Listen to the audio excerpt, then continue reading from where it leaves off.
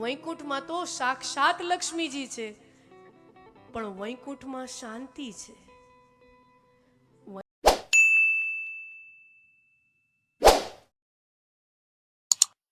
વૈકુંઠમાં શાંતિ છે,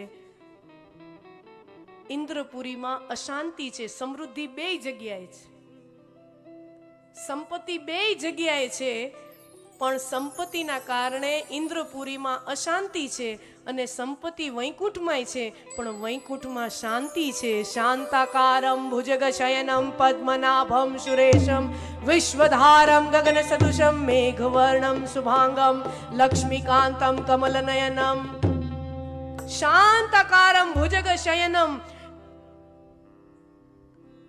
સર્પ ઉપર, ભુજગની શૈયા ઉપર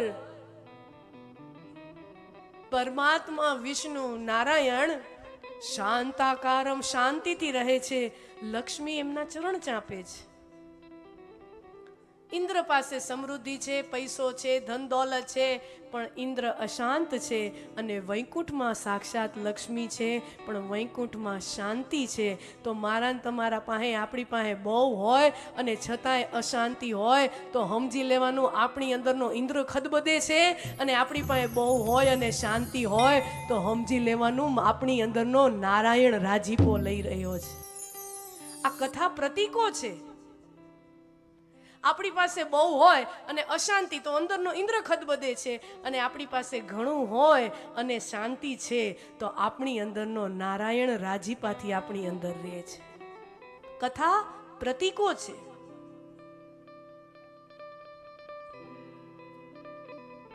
બધા દેવતાઓ આમ થઈને ફર્યા, અને સતી, હવે સ્ત્રીનો સ્વભાવ હોય,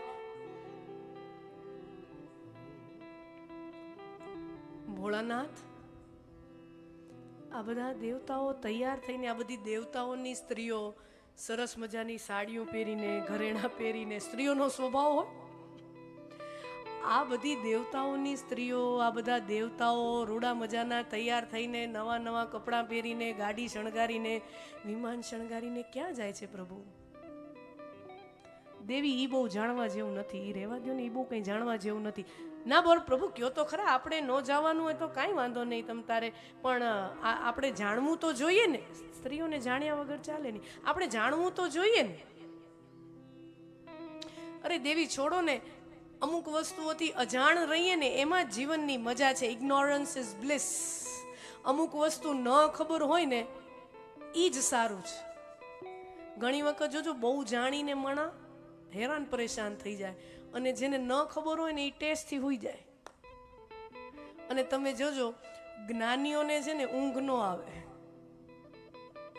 જે બહુ વિદ્વાન માણા હોય ને, જે બહુ જ્ઞાની માણા હોય ને, એ પડખા જ ફેરવ્યા રાખે, એને ઊંઘ ન આવે.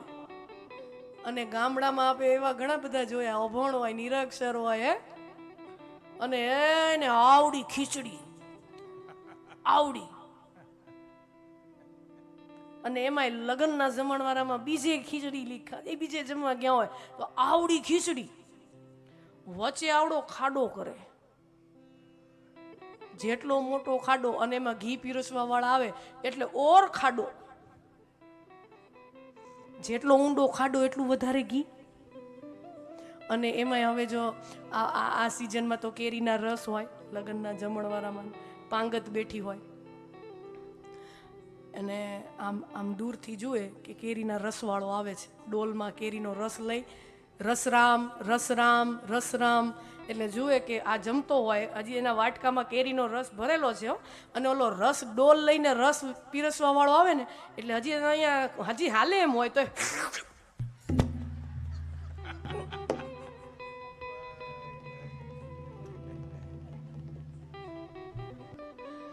હજી એનો રસ તમ તારે હાલે એમ હોય, 3-4 પૂરીઓ વહી જાય એમ હોય રસ હારે, એટલો તો રસ હોય. પણ ઓલો પીરસવા નીકળે ને એટલે, અને સમજી લ્યો કે પીરસતા પીરસતા પીરસવા વાળો આમ ટપીને વયો ગયો હોય, ઈશારાથી કીધું હોય આમ આમ નાખો, અને ઓલાનો હવે એવડા માણા બેઠા હોય, પીરસવા વાળો માણ આમ ટપીને વયો ગયો હોય, તો વાંથી બોલાવો, એ ગગા અહીંયા અહીંયા, આ વાટકામાં શું છે? ઓલો કે કાકા કાંઈ નથી. કાંઈ નથી તો રસ નાખ ને. કાંઈ નથી તો નાખ. હા, પહેલાના જમણવારામાં અત્યારના જમણવારામાં આટલો ફરક આવ્યો. પહેલાના જમણવારામાં પાંગત બેઠી હોય એટલે જમવાવાળા બેઠા હોય અને પીરસવાવાળા ફરે. ડોલ લઈને, તગારું લઈને, તપેલું લઈને પીરસવાવાળા ફરે. જમવાવાળા એક જગ્યાએ બેઠા હોય, પીરસવાવાળા ફરે. હવેના જમણવારામાં પીરસવાવાળા એક જગ્યાએ ઊભા હોય અને જમવાવાળા ફરે.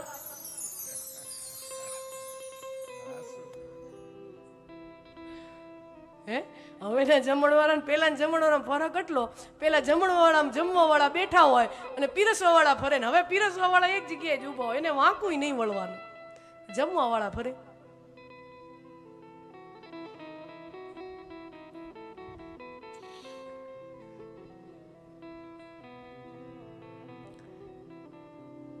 તો મારો કહેવાનો હું વાત ઈ કરતી હતી કે ઘણી વખત જે બહુ જ્ઞાની માણસ હોય ને એને અજંપો બહુ હોય, એને ચિંતા રે, ટેન્શન બહુ રે.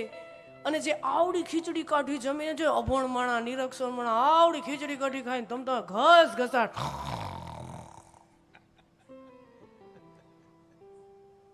જે ઘણીવાર તમે જોયું હશે એ સુખિયા હોય, જે બહુ ઓછું જાણતા હોય ને એ જીવનનો આનંદ, સાચો આનંદ એ લેતા હોય. અને સમજદાર માણસ હંમેશા તમે જોજો, સમજદાર માણસનું મોઢું આમ જ હોય. એની અંદરનો જ્ઞાન એને શાંતિ લેવા દેતો નથી. એની અંદરની બુદ્ધિ એને શાંતિ લેવા દેતી નથી.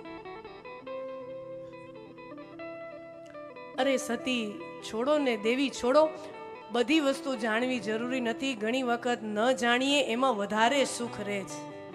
ના પ્રભુ કયો ને કયો, આપણે તમ તારે નહીં જાય પણ મને કયો આ બધું હાલે છે શું? તો એટલી બધી હઠ કરે છે. એટલે કહે છે કે દેવી વાત એમ છે કે તમારા પિતાએ એમની નગરીમાં આવું ભવ્ય એક યજ્ઞનું આયોજન કર્યું છે. બધાયને આમંત્રણ આવ્યું છે અને આપણને આમંત્રણ આવ્યું નથી. એના ઉપરથી એવું લાગે કે તમારા પિતાને આપણે ત્યાં જઈએ એ ગમતું નહીં હોય એટલે આપણને બોલાવ્યા નથી. તો આપણા જવાથી કોઈને ન ગમે એવી જગ્યાએ આપણે ન જવાય. આપણા જવાથી કોઈને તકલીફ ઊભી થાય, આપણા જવાથી કોઈને અસુવિધા ઊભી થાય કે કોઈને અણગમો ઊભો થાય એવી જગ્યાએ આપણે જવાય નહીં.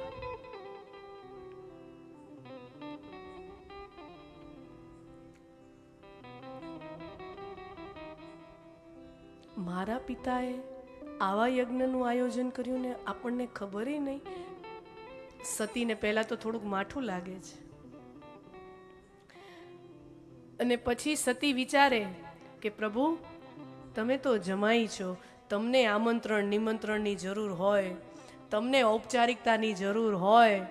હું તો દીકરી છું અને પિયરમાં પિતાને ત્યાં કોઈ પણ આયોજન હોય કે વગર આયોજન, દીકરી તો કોઈ પણ સમયે પિતાના ઘરે બોલાવીએ ન બોલાવીએ દીકરી તો ગમે ત્યારે બાપના ઘરે જઈ શકે.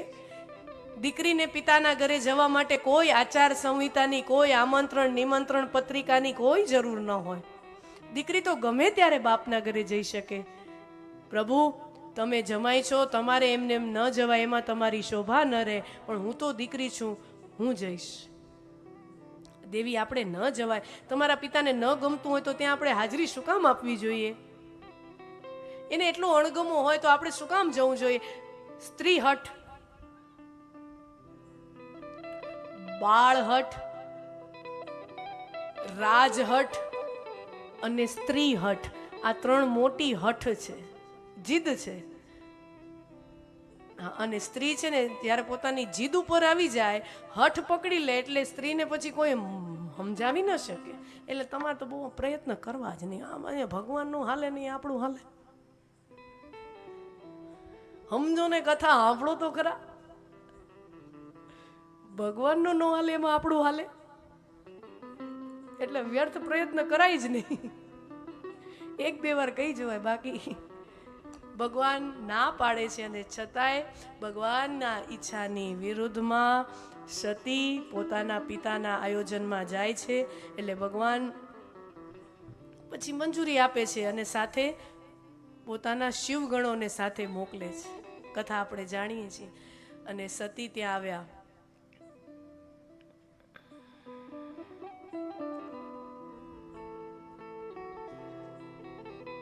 ફરમાન જાહેર થયેલો, રાજહુકમ જાહેર થયેલો કે મારા દીકરી કે જમાઈની કોઈએ આગતા સ્વાગતા કરી તો એને મૃત્યુદંડ આપવામાં આવશે. સતી નગરીમાં જેમ પ્રવેશ કરે એમ નગરજનોના બધાયના ઘરના દરવાજા લોકો સતી માટે બંધ થતા જાય. સતી નગરમાંથી નીકળે, બધાય પોતાની ખિડકી પોતાના દરવાજા બંધ કરી નાખે.